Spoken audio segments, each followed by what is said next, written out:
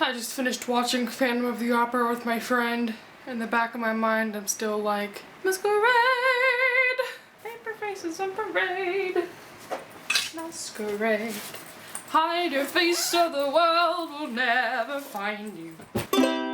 Maybe one day I'll tune my ukulele. How do you fix a train that can't hear? You give it an engineer.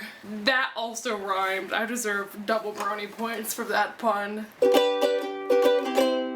Today's wrap up, I actually have no idea why I'm doing a weekly wrap up. Honestly, I should probably just revert back to a monthly wrap up since I know I'm not going to be able to read a ton this month. I did read 3 things this week and they're all library books, so I thought I would just go ahead and film a weekly wrap up so I can show them to you and won't have to annotate pictures because I'll have to return them. Let's just talk about the 3 graphic novels I read this week. First of all, explanation of why I am an egg. I got a job literally July 1st, so I've been jobbing. I'm not gonna go into an explanation of my job because that could be a 15-minute video entirely by itself. Long story short, everything's okay now. You know, it's just long hours and I haven't been able to find the motivation to read. And I finally understand why everyone wonders how I read so much. You know, adulthood is scary. Jobs are real. I haven't touched a book in like a week. Man, if you're a teenager and you're still young and hip and don't have a job, savor it. Let's talk about graphic novels now. So the first one I read before I went to my job, I believe. And I mentioned this. Did I just spit? Ew. I just saw that for the first time and now it's in the back of my head. Anyway, first graphic novel I read this month was Alex plus Ada Volume 2. This is a sci-fi series that's futuristic where there's a lot of androids, and long story short, it's about this guy Alex who gets an android and he's trying to cross the line between android and human, and he's trying to get her feelings and opinions and emotions. And so this book just follows drama. I super duper duper love the art style. My camera just died. Ew. I super de-duper love the art style in this. It's very computer graphic and I just think it's so easy to read. The colors are nice. It's just so lovely. A lot of people say they've heard about this but they haven't picked it up, and do it. This is your call to action. Read them. I gave this book 4.5 stars. I liked it a little bit less than book 1 just because I felt like Ada got a little bit annoying. The next graphic novel I read was Scott Pilgrim Precious Little Life Volume 1. I've just heard a lot about Scott Pilgrim. I've heard it's hilarious. I've heard there's the movie, which I have not seen. I had no clue what this is about going into it. I just knew it would be funny and have really weird, eccentric characters. Is that how you say it? How do you pronounce eccentric? Let me check on that. Okay, check it out. Eccentric? I don't know. Someone will correct me most likely. I read this in a couple of days and the art style looks like this. It's just black and white, almost like a comic. Did this book let me down? Kind of, but I wasn't sure what to expect going into it, so it's not like I had this big expectation for it and then those were ultimately let down.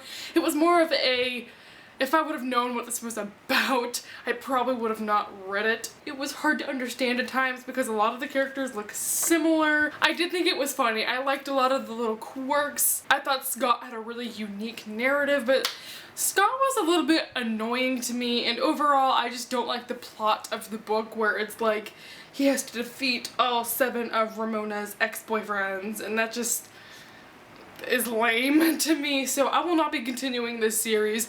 Maybe I'll try the movie out if I can like torrent that online for free somewhere. And the last, that's my phone. And the last graphic novel that I read this week is, I don't know if this is called In Real Life or IRL, but it says In Real Life. So it's called In Real Life, and this is by people whose name is so lovely, beautifully covered up by a sticker. So I will quickly show you the art style in this book. I will say I really enjoyed this book. I knew going into it that it was about a girl who has an online persona, which hence the normal person and really hot, fabulous person. I really liked this book because this character is not like a perfect... She's relatable because she's curvier, she likes the internet, she's a little bit awkward. I really liked this book because I thought it was gonna be like a lighthearted, she fights demons or whatever in the online game, and it helps her get confidence, but it really brought in a really serious topic which I was not expecting whatsoever, and it kind of circulates a little bit about the Chinese job crisis. I'm not sure if that's what it's actually called or if that's misleading, but it's the people in China who have to work really long hours, they don't have any health care and stuff like that, and it just talks about the effects of that and people in this book having to deal with that. Overall, I was really thoroughly surprised by this book. It was not just like the light, fun-hearted thing I thought it was going to be, even though it was great to read, and I felt like the beautiful art because it is so colorful. This really did surprise me. I gave it 4.5 stars, and I would recommend it to you, especially if you're into video games.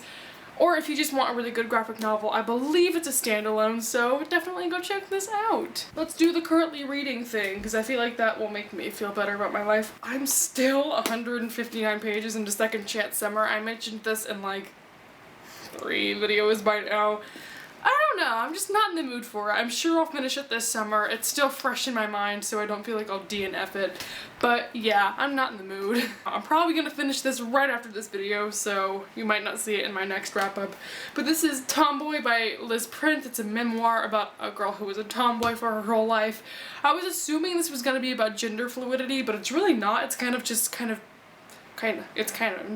it talks about breaking gender roles and not having to fit within one specific girl, boy. I think it's really, really cool so far. It's definitely very witty. The art style is really funny. It's almost like Diary of a Wimpy Kid type art style, which was weird for a little bit, but it is funny. It has a great message, and I would recommend it to you. And then the book that I need to read this. I'm on page 5, and I'm in love with it. I'm definitely going to be purchasing this. This bad boy, I am loving it so far. I don't even know what the main character's name is, and I'm already hooked onto it. The writing is so beautiful. I think I might end up liking this more than Throne of Glass if it continues to be this. I don't know when this is due. I could check. Where's my journal? Impromptu journal moment. I glued my library receipt in here. Way to go, me. This is due the 21st. Wow, so I have a lot more time than I thought. Throwing away my journal. I have today and tomorrow off from work, so I'm probably gonna try and push through this. Loving it. Loving it. Yeah, so this has been an eventful video. I'm still thinking about the Phantom. Oh, it's just so tender and lovely. Okay, before I start singing like the entire opera, I'm gonna go. So thank you all for watching this wrap up. Let me know what you've been reading if you've been in a slump. Bye. That was weird. Okay, bye.